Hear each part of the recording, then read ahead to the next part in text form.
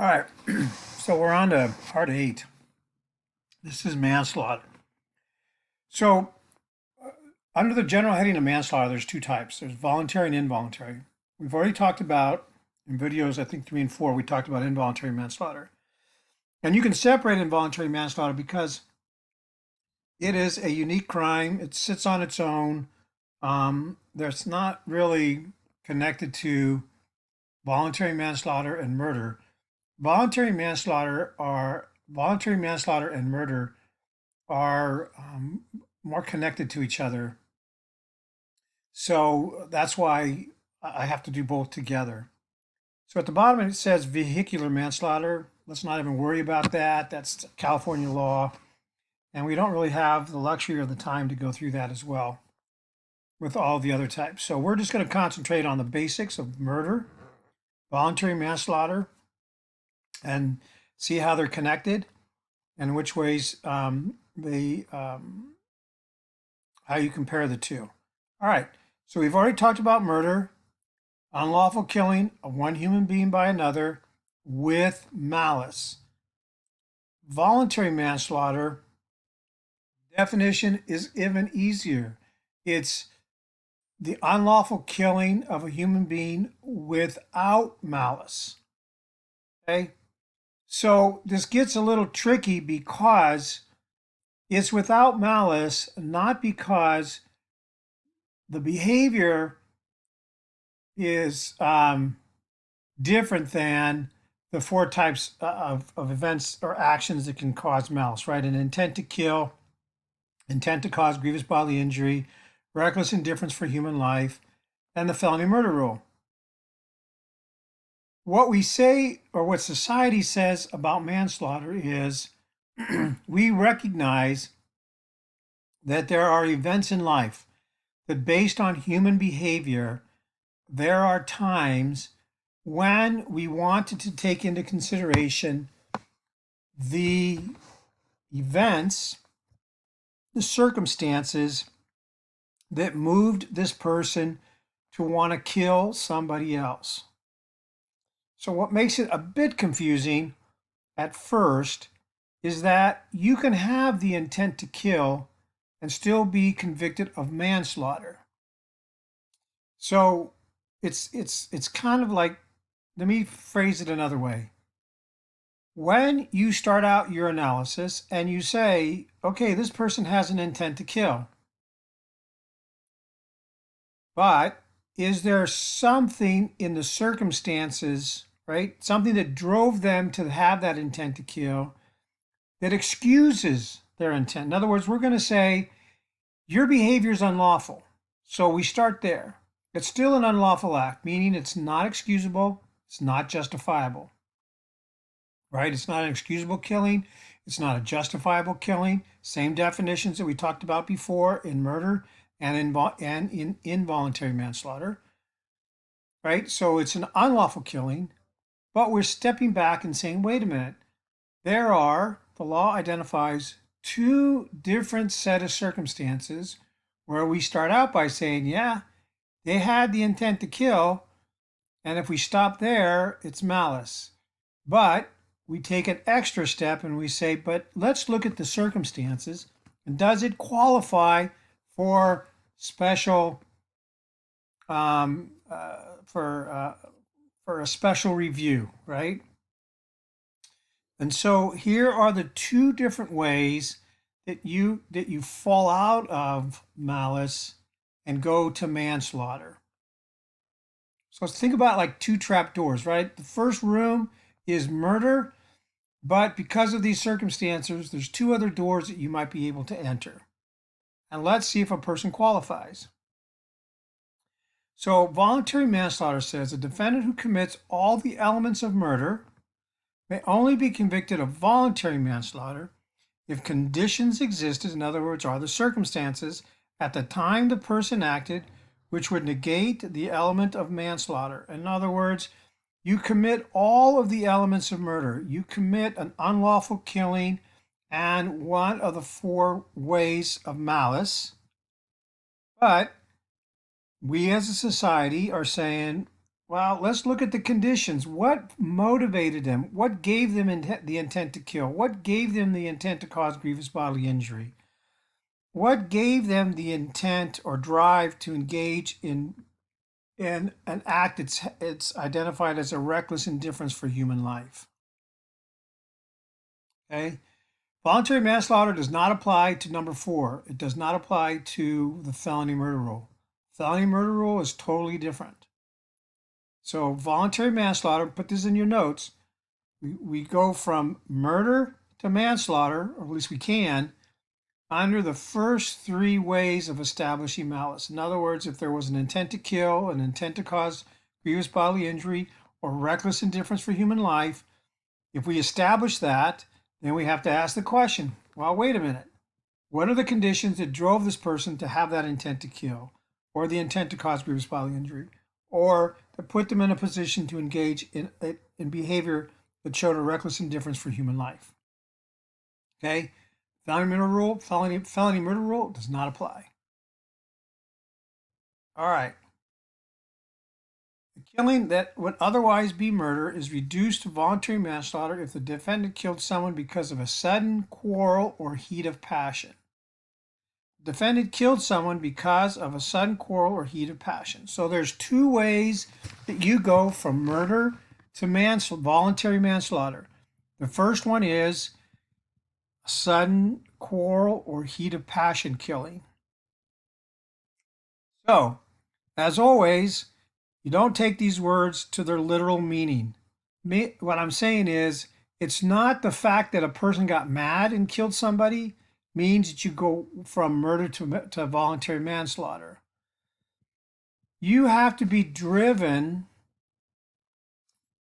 to kill somebody under a unique set of circumstances. So, if you're at school and somebody says to you, "You look like hell today. I've seen the butt of a donkey look better than what you look like today." Well, that would insult most people. And let's assume for the moment that you get extremely angry, pull out a gun, and shoot somebody. The question becomes, is that murder or is that manslaughter? Well, was it an unlawful killing? Yes, because it's not excusable, meaning it was not a lawful act. It was an unlawful act, right? It's not an accident or mistake. You intended to take out the gun and pull the trigger. It's not justifiable because you're not law enforcement. So it's an unlawful killing. Did you have malice? Did you have an intent to kill? Yes, you had an intent to kill. You took out your gun, pointed it at his heart, and pulled the trigger after that terrible insult. Did you have an intent to cause grievous bodily injury? Yes, you did. You used a gun on somebody. That's an intent to cause grievous bodily injury. Did you show a reckless indifference for human life? Yes, you did. You took out a gun, pointed it at his chest. You showed a reckless indifference for human life. Is it the type of event that would fall under the category of heat of passion? Were you passionate? Were you angry about what happened? Yes, you were. But be careful. It has to be that type of event, right?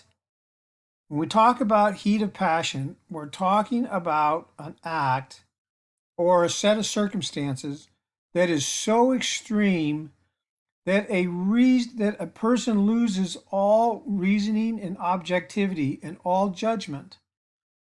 So if you receive an insult, such as "you look bad today," and I'm comparing you with a donkey's butt, that would make most people angry, but it would not take a reasonable person and drive them to the point where they want to kill somebody.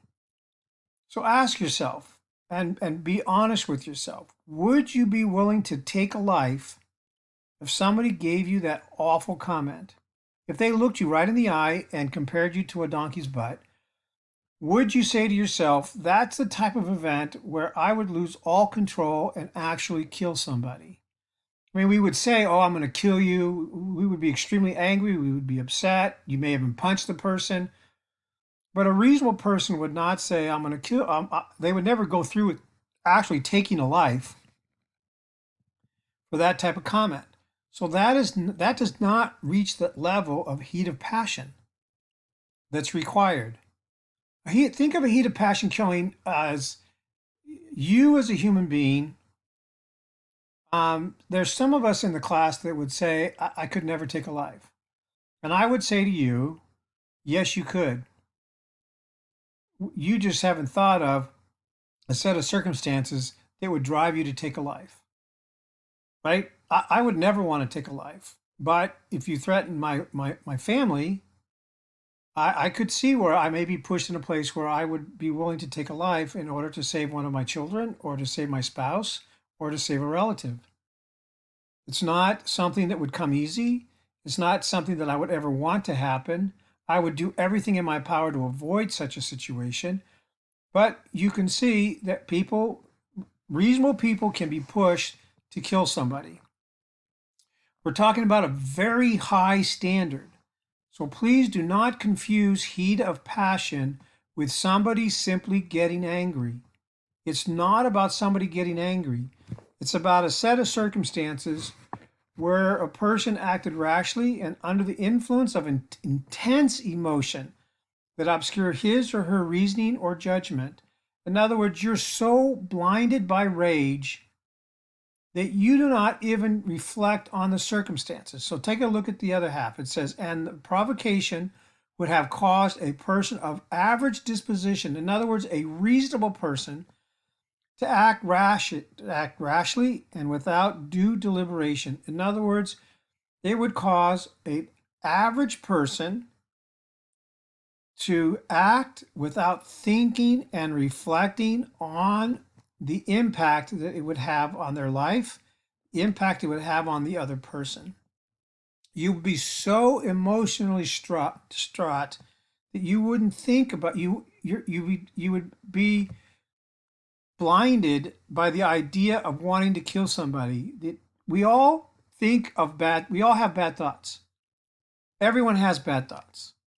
But we don't act on those bad thoughts because we stop and we reflect. We have due deliberation, right? We think about it and we say, you know what? If I do that, here are the consequences.